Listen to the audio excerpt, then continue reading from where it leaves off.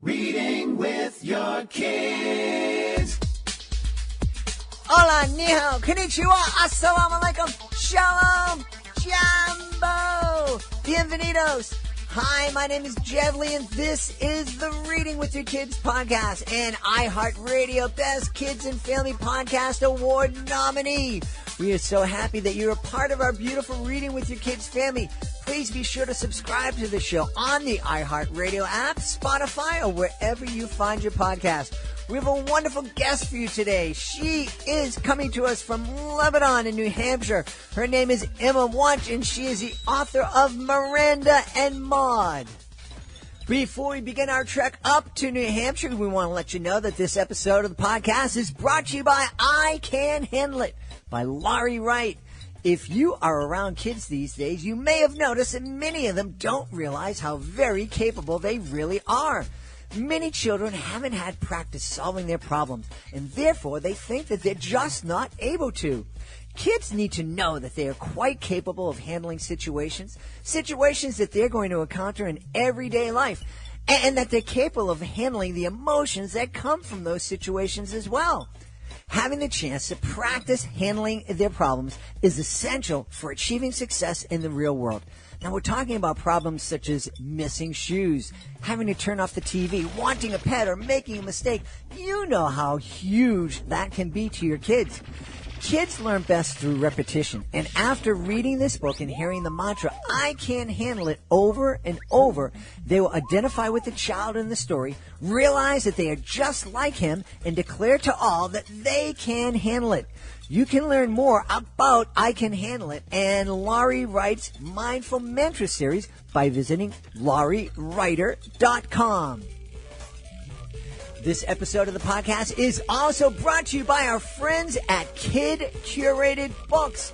We love Kid Curated Books. Kid Curated Books is an online service that offers monthly book box subscriptions for children ranging in age from infants to teenagers. Now, before you go rolling your eyes saying this is just another subscription box service, let me tell you how Kid Curated Books is different.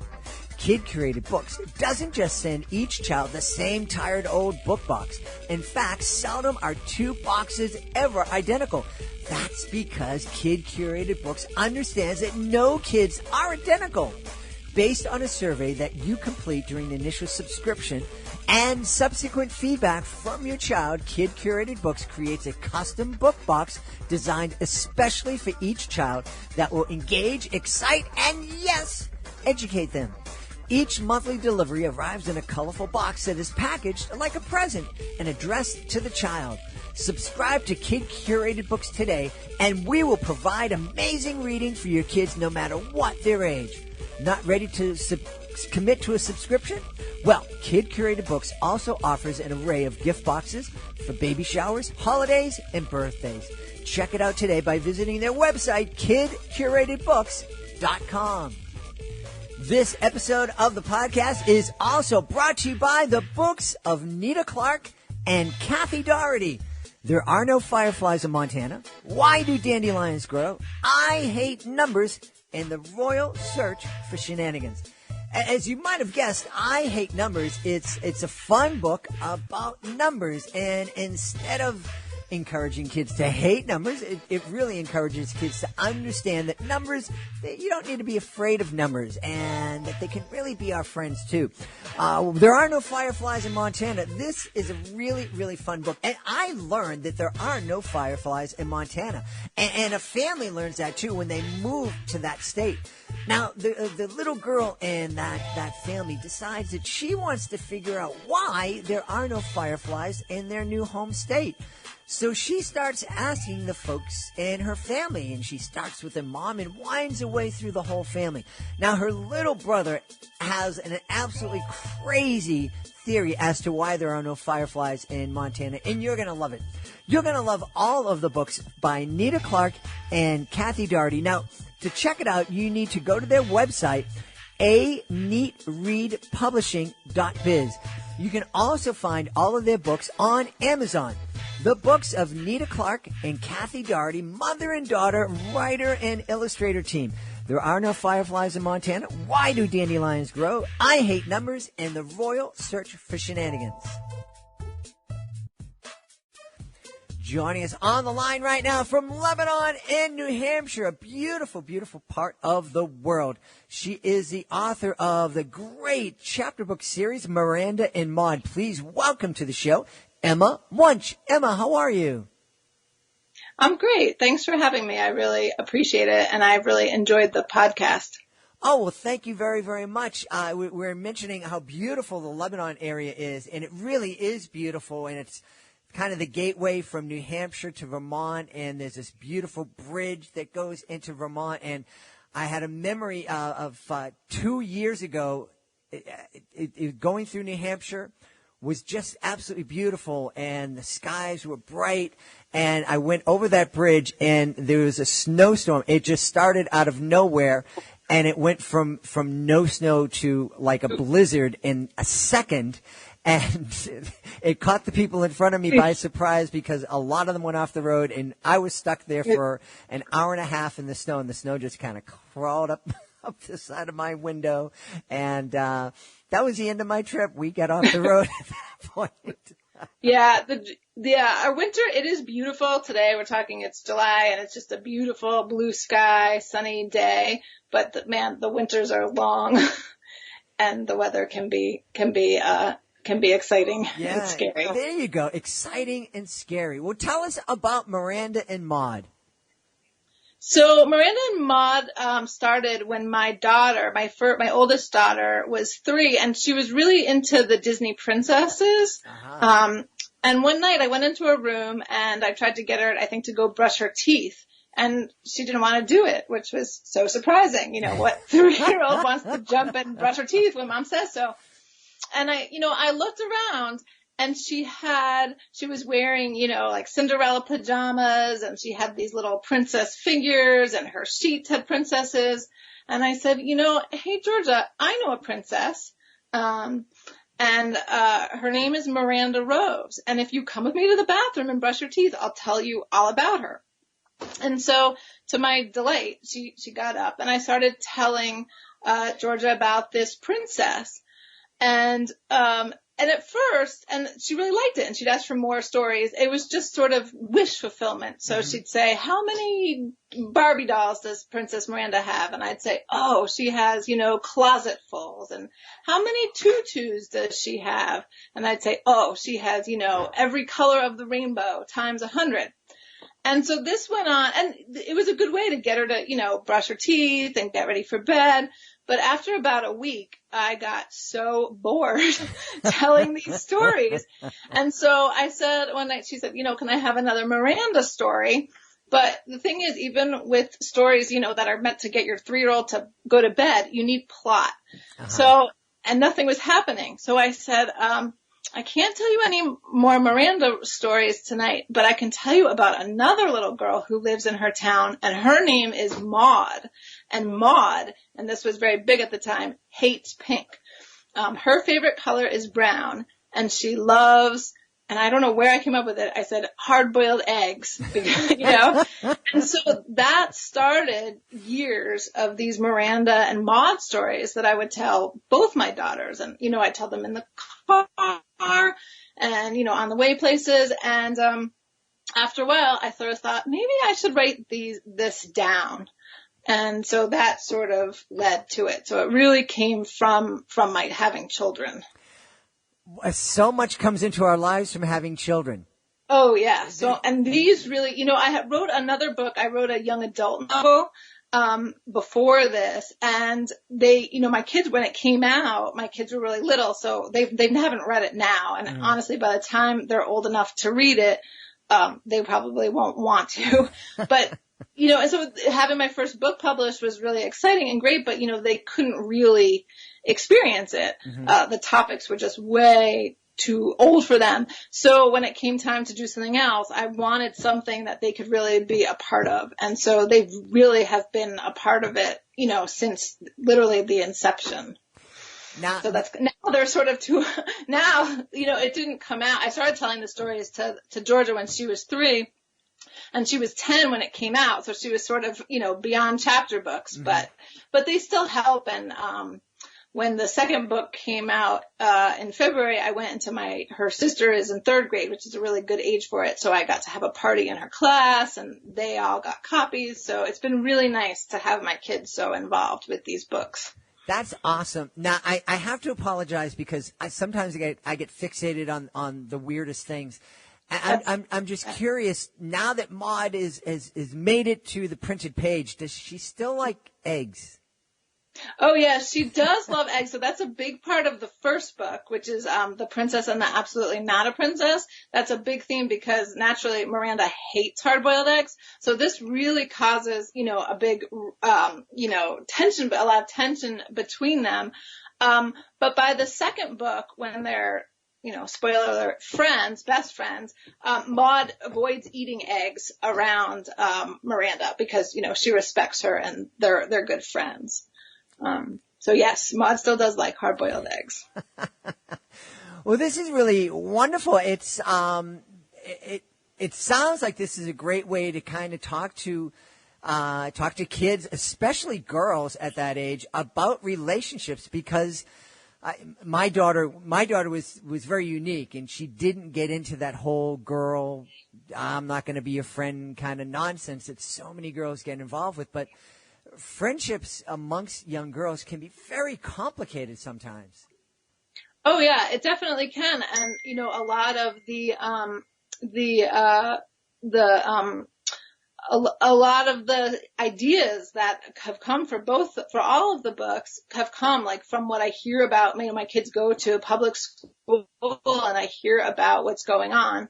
And also just like a lot of things are like being new, Miranda, is a new girl in school. And so she's trying to, fit in that way. And Maude, who's gone to school, I think she says something for like 100 years because she's prone to exaggerate.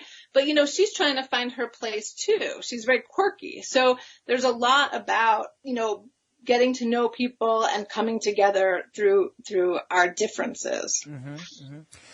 And that's really important. And it seems, I think that one of the things that we forget as adults is that kind of every year is like going into a new school for kids because typically most schools, the kids, unless you're in a small school and it's the same 25 kids that goes together from kindergarten on through 8th grade, usually every school year you're with a different group of kids. Some of the kids are the same, but they're new kids.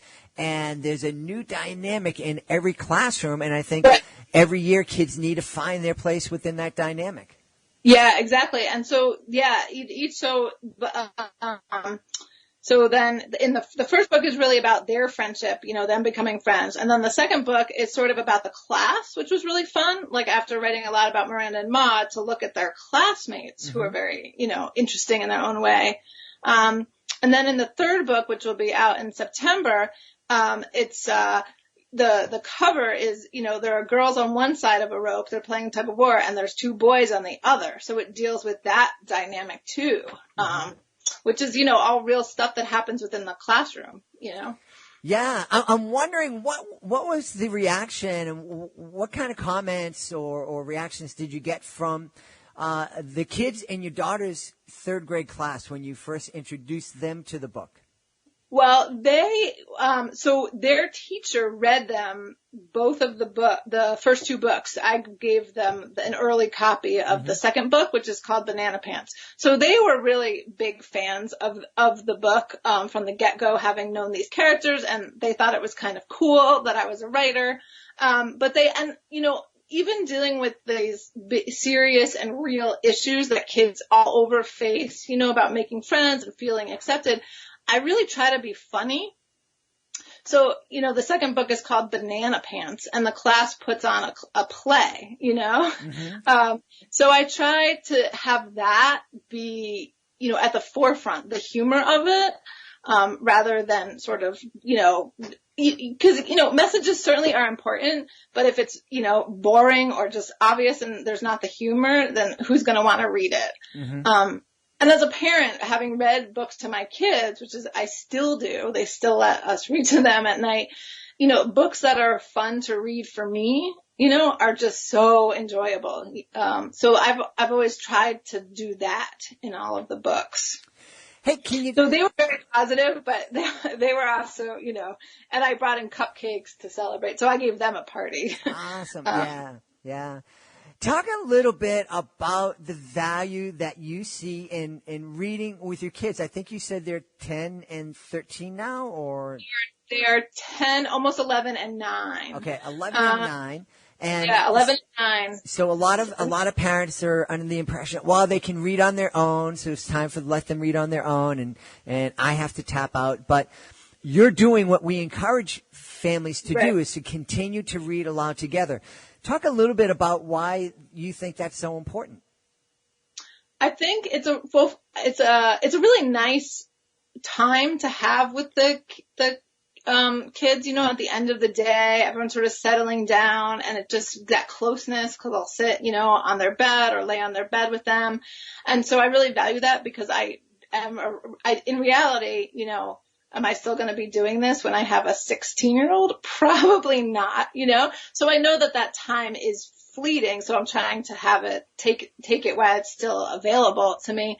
But I love having these worlds with my children, Mm-hmm. I read Little Women to my older daughter last year. It took us forever because it's not that short, and we tend to read every other night to sort of make it fair, splitting between the two.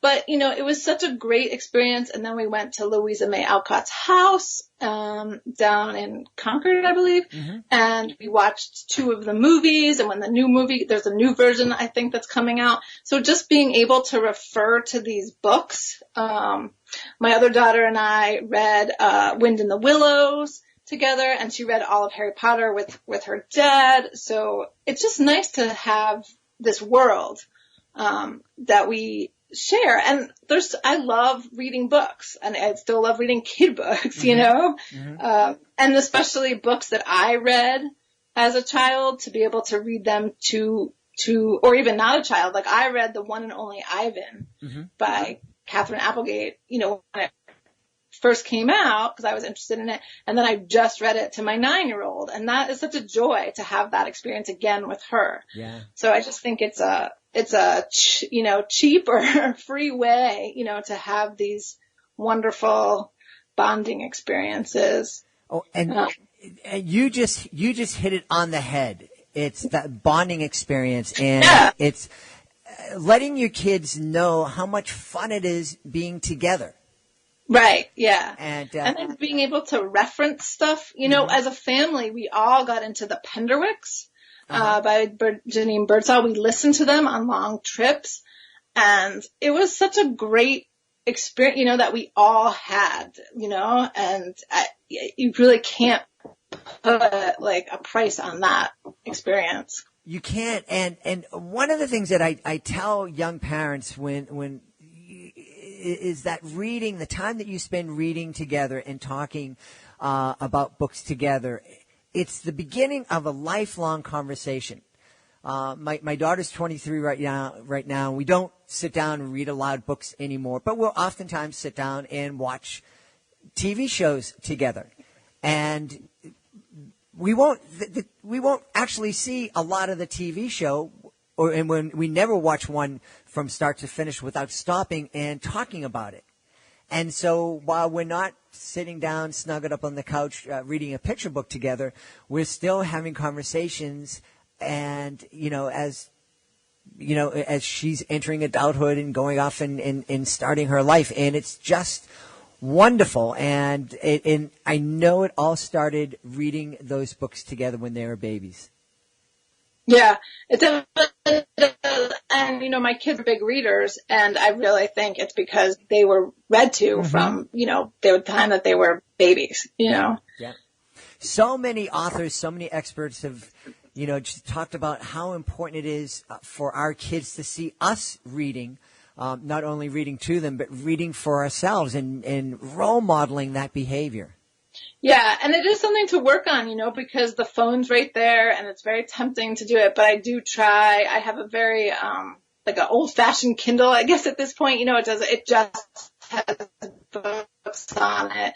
So I do try to let them see me reading books or magazines. And sometimes if I'm really into a book, I think, and I ignore them, I remember a couple snow days years ago on the couch and was like, do your own thing. I'm reading. I basically ignored them.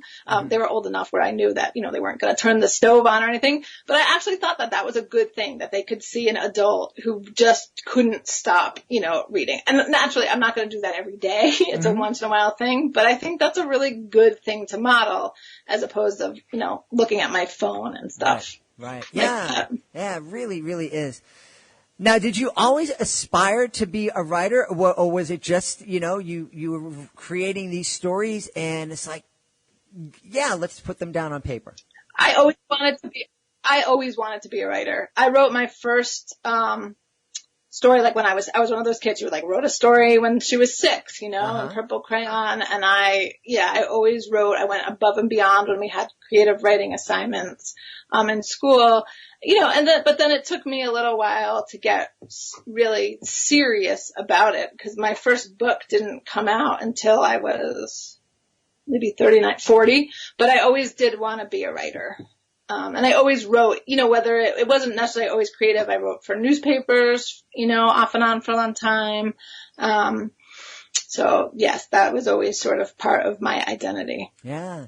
Now, are there more Maude and, are there more Miranda and Maude stories to come?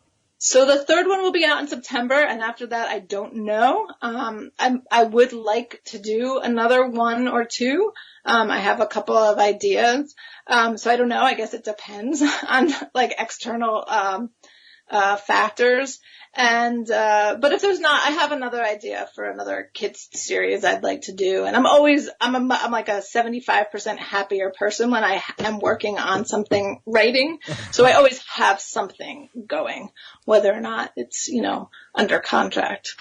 Now I'm wondering, are your kids coming up to you with ideas for other stories and other characters? Yeah, and when I went to my daughter's 3rd grade class, they had a lot of ideas as to what should happen in the next book. Yeah, they do. And the third one that will be out really came from stuff that my daughter told me about her third grade classroom, the older daughter, when she was in 3rd grade, and just tensions between the boys and the girls in the classroom. So yeah, they are very helpful. And I'll ask them, I'll say, can someone come up with the name of a candy or what's a good name for a mountain? So I definitely use them. But I also acknowledge them a lot in the book. So I think it's okay. I think it's okay too. Yeah. I love the fact that you're very much aware of what's going on in your kids' classrooms, because I think that's really important.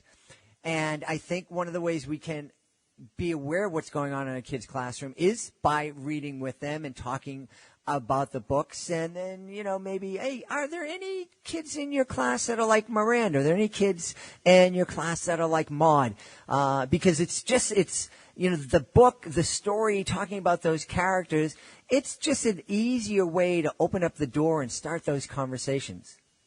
Exactly. I mean, that's the great thing about reading to them, is it's just a natural way to talk about the big picture stuff, but you have this book in order to do it. Mm-hmm. Yeah.